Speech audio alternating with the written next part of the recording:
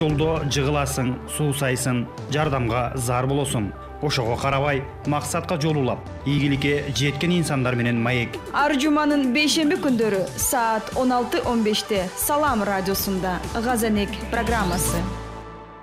Баткенден салам, кезекте Газанек программасы. Студияда сиздер менен мен Улук Памирова. Барыңыздарга белгилүү болгондой эле биз Газанекте ийгилик сырлары менен бөлүшөбүз. Болгондо дагы өзүнүн жашоосунда, кесибин аркалаган учурда канчалаган кыйынчылыктар болсо дагы өзүнүн максатына артка кайтпай жеткен инсандар менен маек болмокчу. Программа Бишкектеги Вестминстер фондунун колдоосу менен эфирге чыгып жатат. Албетте бүгүн дагы мына ошондой өзүнүн кесибин мыкты билген профессионалдуу журналист айым канчалаган кыйынчылыктарды басып өткөн, бирок учурда өзүнө ишенген мыкты журналисттердин бири. Учурда КТРКнын байкоочу кеңешинин мүчөсү, өлкө багыты деген программанын автору бизде конокто. Баткенге дагы ушундай жумуштап, командировкалап, Баткендин өнүккөн жерлерин, региондон өнүккөн учурларын тартып, дүйнөгө таанытам деп келген Сыягүл Караман бизде студияда конокто. Сыягүл, кош келипсиз Баткенге. Саламатсыңарбы? Рахмат, ушундай студияга келип атканыма кубанычтамын. Өзгөчө Караман деп унутуп эле калып атам, анткени мага мындай адаттагыдай эмес экен да, өзгөчө фамилия барчы. Алгач эле ушундан баштабайлыбы? Бардыгы эле Караман деп калат да, Карамановабы же ушу чындап эле сиздин фамилиябы, кээде Караман же Караван деп шалат. Анан кийин бул менин жолдошумдун фамилиясы. Менин балдарым, менин кайын журтум бардыгы Карамандар. Турцияда турушат. Ошо мен турмушка түрк жаранына чыккан элем 95-жылы. Караман бул уруу. Алар баары эле Караман. Бардыгы Карамандар. Ошондо уулдарыңардын алар 17-18 кылымдан бери эле Турциянын территориясына Грециядан көчүп келгенден бери эле ушул фамилияда жүрүшөт да. Алар келиндерине дагы өздөрүнүн фамилиясын беришет. Ошо бойдон Караман болуп калган. 95-жылдан бери эле Караман дегенге көмүп калгам. Караман болуп келатам. Чын эле, бирок аябай мындай өзгөчө угулат экен. Атын сырттан укканда ким болду экен деп сөзсүз баягы фамилиядан улам кызыгасың да. Сагүл, жакшы, анда биздин программада негизи эле бул Сыягүл жөнүндө сурайбыз да. Кичинекей Сыягүл кай жердин кызы эле, кандай кыз эле, ал кичинекей кезинде кандай тилектери, кыялдары бар эле, ошолор орундалдыбы, аларга кантип жетти деген. Мен өзүм Сыягүл деп атты чоң атам койгон. Атам 3 бир тууган, бир агасы, бир эжеси бар. Ошо чоң атам болсо илгерки бир кыргыз фильминде чыккан Сыягүл деген каарман бар экен. Ошонун атынан Сыягүл болсун деп атымды койгон экен. Мен өзүм Таластан болом. Атам менен апам Бакай Ата районунан болушат. Мен 17 жыл ошо Талас шаарында туулуп, ош жакта өскөм. Кыргыз мектепти бүтүргөм. Бирок баягы 1 жашыман 7 жашка чейин орус немис аралаш бала бакчада жалаң тилим орусча чыккан үчүн кээде сурап калышат да, сен кыргызча деп билесиңби депчи. Анан мен айтам, мен адабий кыргыз тилин билем, анткени 10 жыл бою бүт адабий мектептерди, жазуучуларды деги эле мектепти кыргыз тилинде бүтүргөм.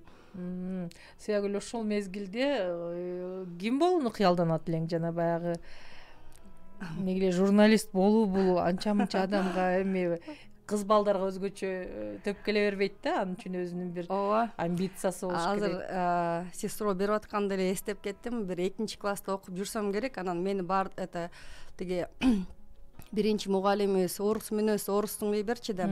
7 жашта биринчи мектеп босогосун аттаганда көп жакшы кыргызча түшүнчү эмесмин. Анан кийин бир жолу сабак өтүп атканда ар бир кесип ардактуу деп ошол темага арналып, анан мен акыркы 3-чү катардын акыркы ордунда отурчу элем да, партадачы. Анан кийин бизде стенд бар болчу, ар бир кесип ардактуу деген. Анан ал жакты карап келатам да. Мугалим болсо 1-чи катар, 2-чи катарды сурап келатат. Анан кийин мага кезек келгенде мен саанчыны, как раз ошо саанчыны окуп аткам да. Анан ким болосуң десе эле мен тура калып эле саанчы болом деп атам да. Анын маанисине түшүнбөй элеби? Анан саанчы десем бүт класс каткырды. Анткени биздин класс аябай мындай элитный класс болуп, бардыгы эле директор, бүт ишканалардын чоңу болуп иштеген тиги Гартордун чоңу, Обул Потребсоюздун чоңу болгон балдар окуп баардыгы эле директор болом, анан чоң болом деп жооп беришип атат да. Анан мен эле саганчы десем баары күлсө, анан эжем мынтип калды. Ай балдар ар бир кесип ардактуу, жакшы экен сенин да кесибиң депчи. Анан кийинчерээк уже бир 4-класста окуп калгам. Саганчыны чын эле маанисинде түшүнүп эле айттың же ошол окуп катуу эле? Жок, түшүнүп эле. Саганчы жөнүндө жазылып турат. Анан кийин баягы кезекте окуп келатканда стендтен ошол жерге туура келип калды да. Анан кийин сурай калса эле шашып кетип эле саганчы болом деп жиберип атпаймынбы? Саганчы. Өмүр болсо шаарда эле өскөм, анан тиги уйду деле көргөн эмесмин да. Саап көрдүңбү негизи? Өмүрү тиги уйдун жанына жакындаганда эмесмин да. Ушулда 43кө чыгып калдым. Анан ошондо кызык болгондо, анан кечинде тиги мугалим апама звонить этип айтыптыр, ошо кызың саганчы болот экен.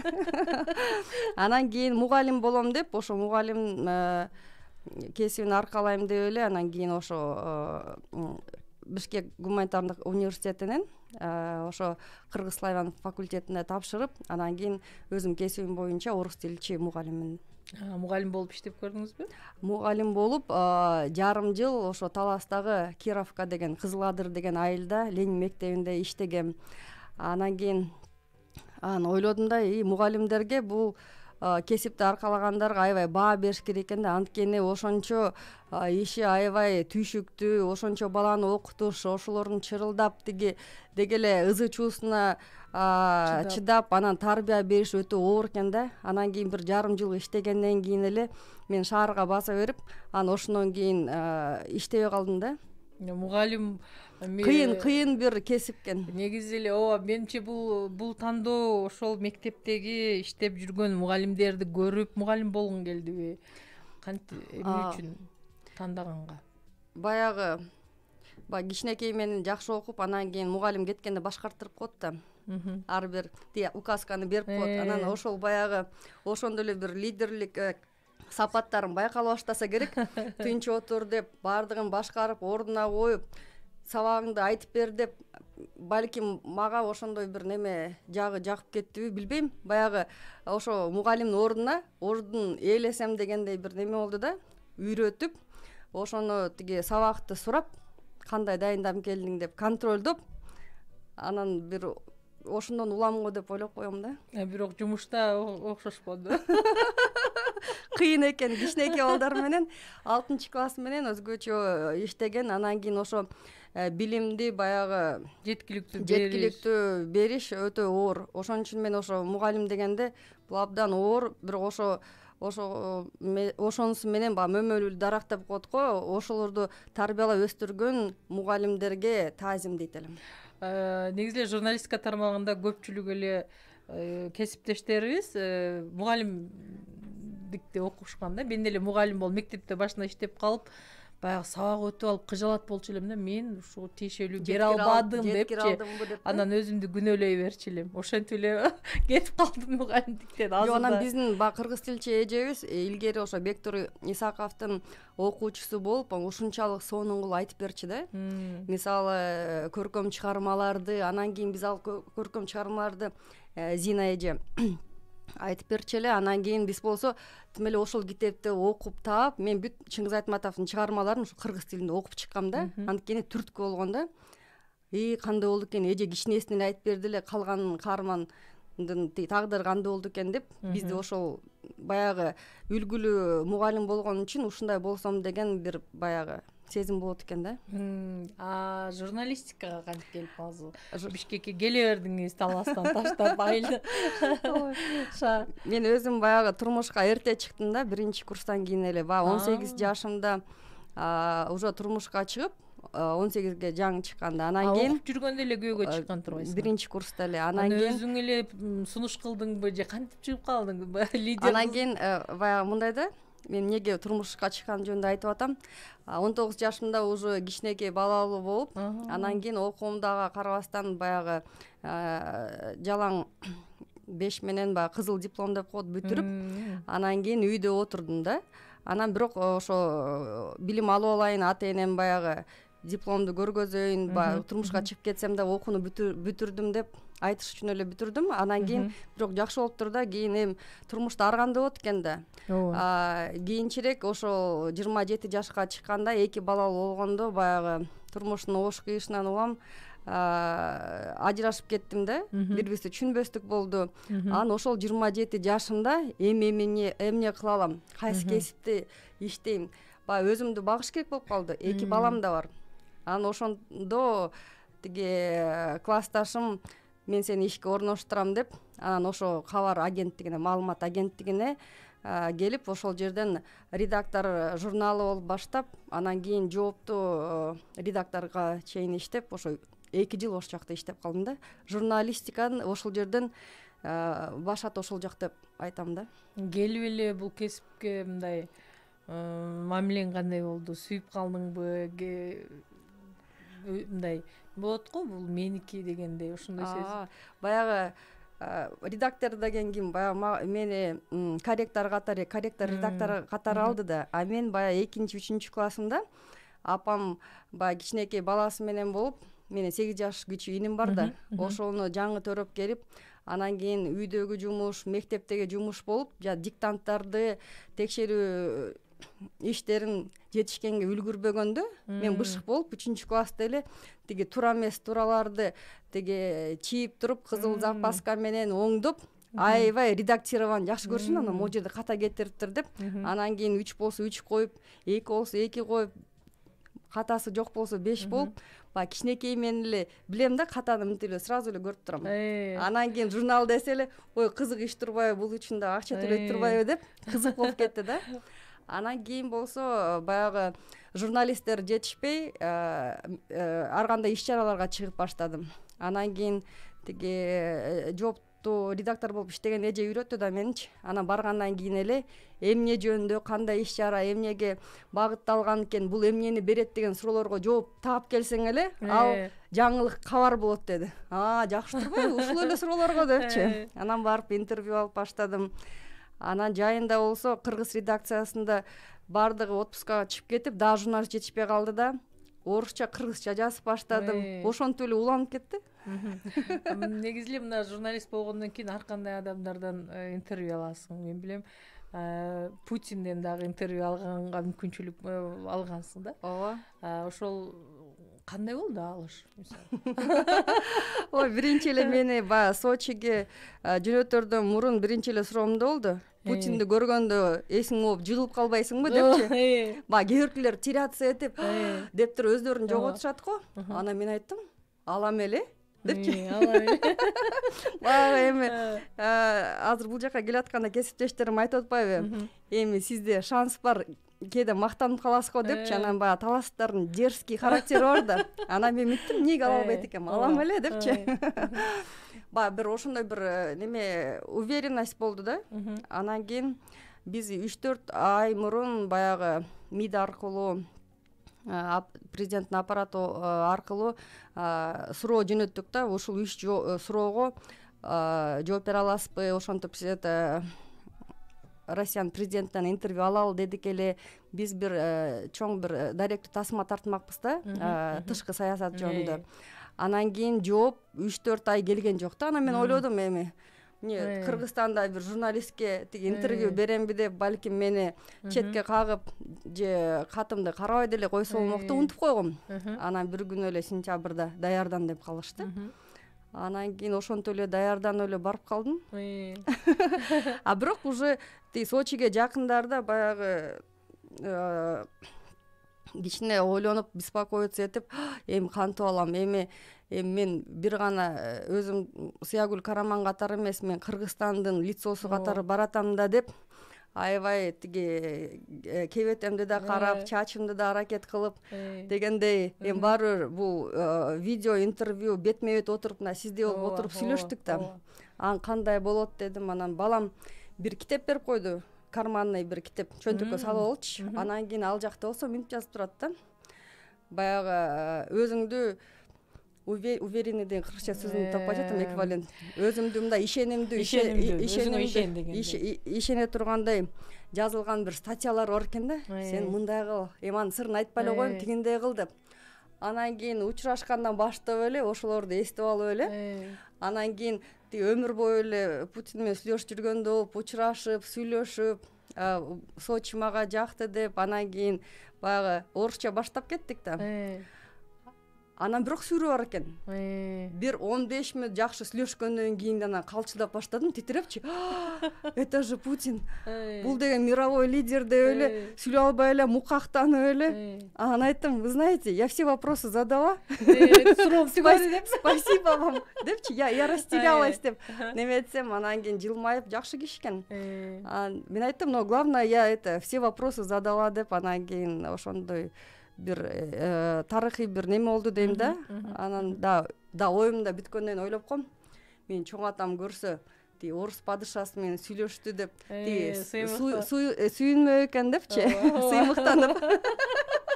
Бирок барып келгенче балдарыма дагы ата энеме да айткан жокмун да. Анткени баары корктум да, баягы албай калсам жөн эле тиги аябай монтуп барып алып албай келсемчи дегенде коркуу болду да. Негизи эле мисалы ушуну бир жакка максат менен ушу бир материал тартканы баратканда бир максат коюп келесиңер да. Ооба. Баткенге ушинтип келатасың. Ооба.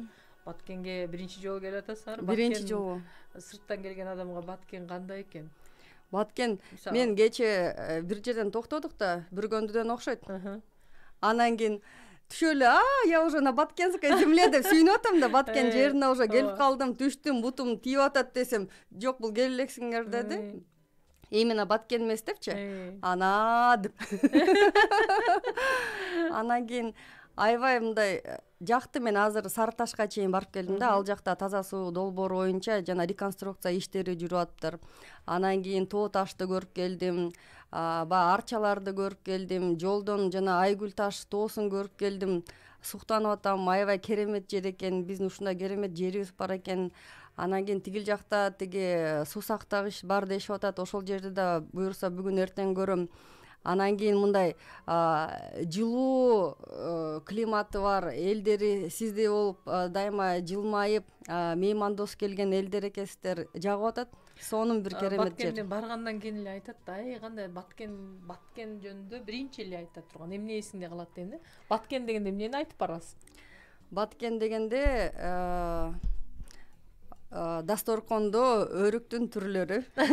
Эми Баткен дегенде ассоциативно баягы өрүк зары эсиңе түшөт. Анан өткөндө эле көчмөндөр оюндарында Лейлектен келген Мактым эже деген саймачы силерде белгилүү эже бар экен, өмүр бою мугалим болуп иштеген. Ошол эже Баткенге келгиле десе, мен Баткен деп ушу Баткенге да келдим. Өрүк зарлар, өрүк дарактарын көрөт экенсиң биринчи эле. Ушу мени эсте калат. Анан кийин апрель майда келбеген үчүн Айгүлгүлүн көрө албадым. Анан мындай жакшы. Негизи жашоодо баары эле мисалы ийгилик боло бербейт да. Бул жашоо ак карадан турат. Сен ушундай турмушта учурлар болду эле, анан ошол учурда кантип кайра туруп кеткен учурларга эске сал. Жана орусча айтканда жана Феникс птицадай болуп, баягы кайра жанданып, жаңыдан баштоо. Баягы бир аз кыстырып кетпедимби неме деп, ажырашкандан кийин депчи, ошол мезгилдер деги эле ошо келиндерге ушундай ажырашуу маалы ооруга турат да. Анан кийин менде деле ошондой оор учур болгон. Баягы 2 балам бар, эми кантип жашайм, жашоо бүтүп калгандай сезилип, өзүмдү өзүм баягы өлтүрүүгө чейин кадам шилтейин деп калгам да. Ошол учурда кичинекей балам ойгонуп кетип, мен издегенде анан ойлодум да, ушу балдар үчүн жашаш керек депчи. Анан ошондой оор мезгилде калган келиндерге айтарым да, силер эч качан баягы өзүмчүл болуп, бирөөнү коркутам же өлүп калсам бүт көйгөйлөр чечилип калат деп ойлобогула, биринчи учурда балдарыңарды ойлогула дейт элем да.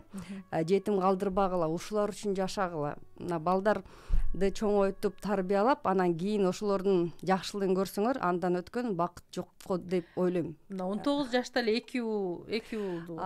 Жок, 19 жаш, 19да улуусу, 23 жашында кичүүсүн төрөгөм. Азыр балдарым улуусу 25ке чыгып калды, кичүүсү 20 жашта. Жаш эле сулуу суйкаган чоң жигиттердин апасытыр. Буюрса келиндүү деле болуп калдыңарбы? Буюрса, жок, боло элекмин, бирок буюрса деп турам. Анан кийин ошентип айткым келет да, жашоо бул абдан керемет, жашоо деген таттуу болот. Ошо жашоонун бүт жакшы нерсесин татпай туруп, бул дүйнө менен коштошпош керек, аракет кылыш керек, дайым издениш керек. Мисалы, мен ар бир келген жумушумда жаңы нерселерди үйрөнүшүм да. Мисалы, жөн эле корректор, редактор болуп кирсем, баягы грамотный болгон үчүн алышты да. Кийин баягы журналистика деп баягы иш чараларга барып калдым. Кийин кыргызчадан орусчага которуп эки тилде берип калдым. Кийин телевидениеге коорттон баштадым эле. Коорттон барып, микрофон кармап, уже телевизордон чыгып калдым дегендей, ар бир жашоонун этабында өсүп өнүгүш керек да. Өз алдынча билим алганга аракет кылыш керек. Мен мисалы журналистиканы интернеттен эле үйрөнүп, кечке эртерди көрүп эле өскөм да. Мага эч ким түрткүлөп буну кыл, тигини кыл деген эмес да. Мына ошол түрк жигитине турмушка чыктым деп атпайсыңбы? Эмне себеп болду?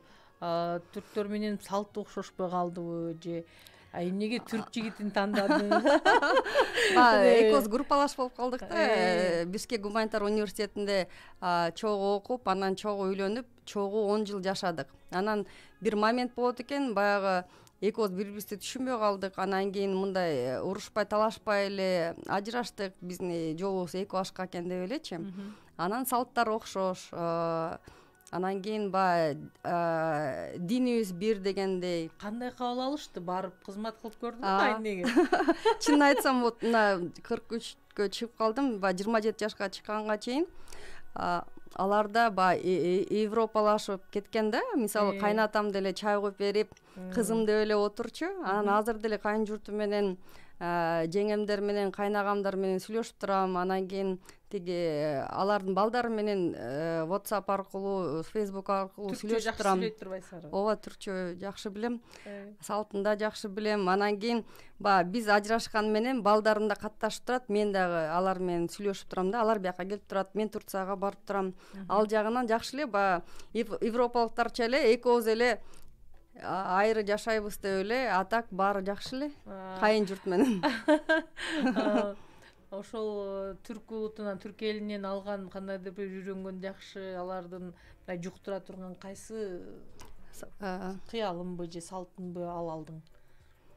Эми кандай көп эле нерселерди өзүм деле билчим. Анан кийин баягы алар таң калышчу да. Мен анткени баягы таластарча бетке айтмайм бар, эч нерсени жашырбайм. Анан алар күлүп калышчу. Биздин ачык мүнөз келинибиз, кызыбыз депчи. Анан кийин түрк тамактарын жакшы жасайм. Анан кийин демеси жакшы да. Эртең менен ар дайым үй бүлө болгондон кийин эртең мененки тамакты чогуу ичмей. Анан кийин алардын жана современный мондой столдор болгону менен, жана биздин жапы столдор болуп го, тегерек. Ошондой жапы столго баары мынтип тегеректешип отуруп алып, атасы, апасы, чоң ата, чоң апасы ошентип алып, анан чогуу балды монтип бир табактан жеп, ошондо үй бүлөнүн бекемдигин неметүүчү бир символ катары элестетем да. Ошол тегерек столду чогуу тамак жеп, чогуу нан жегендечи. Анан кечинде да чогуу чогулушат да. Бул ошо үй бүлө институтун куруудагы бир элемент деп ойлойм да. Бул нерсе азыр өзүңөрдүн үйдө барбы? Ооба. Мен балдарым да ошого көнүп калышкан да. Мисалы, эртең менен азыр экөө тең бирөө улуусу Америкада программист болуп иштейт. Ош жакта университетти бүтүргөн, кичүүсү Анкара университетинде студент. Бирок алар ошо уядан учуп кеткенче биздин дайыма эртең мененки тамакты жемейинче үйдөн чыкмай жок. Тамактанып алып, анан кийин чогуу отуруп, ошол күнгө пландаштырып, кечинде болсо ужинге чогулганда кечки тамакка ошону кандай өттү деп обсуждение кылмай да. Ал калды. Бул жакшы бир традиция деп ойлойм да. Кандай эне болдуң? Ошо уулдарың аны арызданбады беле? Аны уулдарым айтыш керек. Мен айттыңыз десеңиз эле тиги мактана өрбөй, эми алар кээде угуп калам да, моя мама брала интервью у Путина деп кичүү мактанып калат. Улуусу айтат: "Апа, сиздин жасаган тиги куурулган картошка дүйнөдө эч ким жаза албайт" деп мага баягы жакшы эле мамиле кылып, камкор да балдарымчы. Анан ойлойм, өзүмдүн энелик миссиямды жакшы эле аткардым го деп. Кандай кайнене болууну элестетесиз? түшүнүктүү болот чыгармын. Анан кийин баягы современный эле баягы заманбап бир кайнана эле болушум керек деп ойлойм. Негизи журналистика ар кандай материалдарды жасап атканда сөзсүз баягынын бир кайтарым болуш керек да, жана бир нерсе ошодон улам бирөөнүн тагдыры да өзгөрүлүшү мүмкүн. Ушундай учурлар болду, сыймыктанып айта турган, мына ушуга мен салымым бар деппи. Азыр эстесем, мен НБТ каналында Бишкек көз карандысы Бишкек телевидениесине 4 жыл түз эфир программаларды өтүп калдым да. Анан кийин ошол мезгилде 12-ден 1-ге чейин мен программаларым чыгып, анан ошол жерде баягы теле көрүүчүлөр менен бул жакка келген мэриянын начальниктери келет да. Анан түз эфир болуп звонок этишет, бул жакта байланыштырат. Анан мындай тигиндей десе, тигилер программадан чыгып алып эле ошол жерге барып, объектти көрүп, аткарганга аракет кылчу да. Бул жагынан аябай мындай элге керектүү бир программа болгон деп ойлойм да. Анан даже көчөдөн көрүп калышса, бүгүн түз эфириңиз болбой калдыбы деп сурашчу да. Мен аларды тааныбайм деле да. Анан начальниктерден тышкары бир жолу бир психологду чакырып калдым да. Анан кийин бизге бир бала звонок этип калды. Мен азыр ушундай депрессиядамын, Россияга иштеп кеттим эле, мен келгенче ата энем оорудан 2 тең өтүп кетти, мен азыр жалгызмын, мен азыр астын өлөйүн деп атам деп чалып калды да. Анан биз бир мүнөттө бир жымжырттык болуп калды да. Анан психолог айтты: "Да, я вас понимаю, мен сизди түшүнөм. Мен азыр бияктан чыгып алып эле сизге барам. Бул жашоо менен коштошпой туруңуз, баары жакшы болот. Мен сизге кантип жашоонун сырларын, кийин кантип жашап кетериңизди түшүндүрүп берем" деди эле. Тиги баланы дагы бир нерселерди алаксытып сурай баштады. Анан тиги да жанданып, ооба келсеңиз сүйлөшөлү деп ошентип калды да. Анан ойлодум да, эми жок дегенде бир кишинин өмүрүн сактап калдык депчи. Түз эфирден эле. Түз эфирден. Анткени ушундай түз эфир, мен ойлойм, баягы аң сезим, көп немеси бар депчи. Жакшы жактары. Чоң рахмат. Негизи убактыбыз дагы соңуна чыгып барат. Мен деле биринчи сен менен кечээ сиз менен жолукканда бул кыз кыргызча сүйлөй албаса керек. Ошентип ойлошот. Аябай сонун, чындап эле баягы каталарды оңдогудай кыргызча сонун сүйлөйт экенсиң. Аябай замансыз. Бул албетте өзүңүн эмгегиң болсо керек. Аракетчилдигиң, жана өзүң айтпадыңбы же сүйлөшүп атканда, журналист баары эле өзүм мен жасайм деп жасап калдым депчи. Журналистиканы баштадым. Азыр учурда саясатта аялдардын ордун каерде көрөсүз? Анан өзүңүз барайын деген оюңуз барбы? Мисалы, депутат айымдар болсо кандай болуш керек, кимдер болуш керек? Азыр мына 30% квота болбодубу жергиликтүү кеңештерге дагы? Ошого көз карашыңыз кандай? Мен азыр бүт республика боюнча региондорду бардык жерине барып келбедимби? Нарынга бардым, Таласка бардым, Көлгө, Жалал Абад, анан 5-чи район область болуп сиздерге келдим.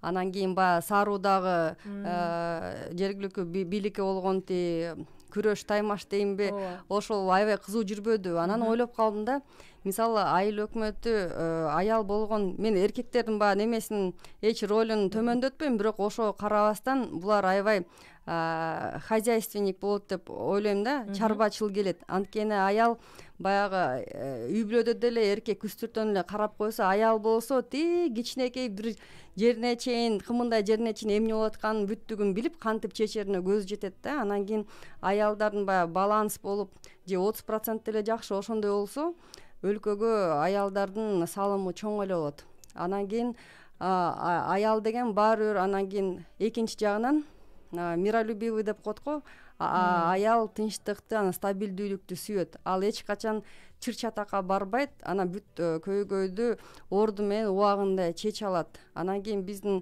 өзгөчө кыргызстандык аялдар өтө мындай эркин ойлонгон, анан кийин баягы акылы да жетип турган көп келин кыздар, аялдар бар. Ошолорго баягы өздөрүнүн ордун табышса, ошолорго жол берсе, алар деле өлкөнүн өнүгүүсүнө салым кошот деп эсептейм да. Мына айылдагы жүргөн аялдарга бул мен үчүн эмес деген, негизи эле ушундай мен үйдө эле жүрөм, таланттуу эле көпчүлүгү үйдө ушундай эле үйтүштүк менен калып кетет го. Аларга кандай кеңеш берет? Мен айтарым аларга дайыма билим алганга умтулуш керек. Интернеттен болобу, китеп окуппу, баягы билим алыш керек. Анткени силер балдарыңарды өстүрүп атсыңар да, аларды тарбия таалим бериш үчүн өзүңөр биринчи кезекте билимдүү болуп, жогорку билим болсо андан жакшы билим берип, жакшы тарбия алып, анан кийин баягы үй жумушундагы баягы өзүңөрдүн бир кесип же бизнесиңер болсо аны жылдырсаңар дагы ойлойм аял баардык жерге жетишет депчи. Анткени кээде үйдө отура берсең иш тиричилик эч качан бүтпөйт. А эгер параллельно алып кетсеңер, ал абдан жакшы. Билим алыш керек, өнүгүш керек. Анан кийин дайыма алдыга умтулуш керек деп ойлойм. Эркин микрофон сизге, балким бирөөгө болгон сүйүүңүзбү, арманыңызбы? Айтып алсаңыз. Ошо Баткен областында жашаган Лейлек районундагы Мактым эжеге салам жолдоор элем. Мактым эже, саймачылык өнөрүңүздү өркүндөтө бериңиз. Окуучуларыңыз да бар экен, алар сизден үйрөнүп, бул кыргыздын укура баягы саймачылыгы унутулбастан дагы улана берсин. Анан кийин деги эле ошо Баткен областына жашоочуларына баардыгына ден соолук, ийгилик каалап кетер элем. Ар бир область өнүксө, өлкөбүз өнүгөт. Баткенден барганда кандай маалыматтарды көрөбүз эми сиз тарткан? Буюрса, биринчи эле күн баштадык, анан кийин ошо ноябрдын башында бүт мамлекеттик каналдардан көрүп каласыздар деп ишенем. Чоң рахмат анда Сыягүл, жакшы жаңылыктар угалы, мына ушундай кызыктуу маек куруп бергениңизге. Мен ойлойм, сизди угуп, сиздин тажрыйбаңыз менен биздин жаштар да өзүнө, кыздар да өзгөчө өзүнө ишеним пайда болду деген үмүттөмүн. Ийгилик. Чоң рахмат. Ардактуу радио каармандар, сиздер кезектеги Газанек программасын уктуңуздар. Бүгүн биздин коногубуз журналист Сыягүл Караман болду конокто. Программа Бишкектеги Вестминстер фондунун колдоосу менен эфирге чыгып атат. Кайрадан эфир аркылуу амандашканча саламыбыз түз болсун. Баса ушул эле берүүнү сиздер Салам Медиа деп YouTube каналынан видео версиясын толугу менен көрө аласыздар. Албетте биздин берүү жаккан болсо лайк басып, комментарий жазып, бөлүшүп коюуну унутпаңыз.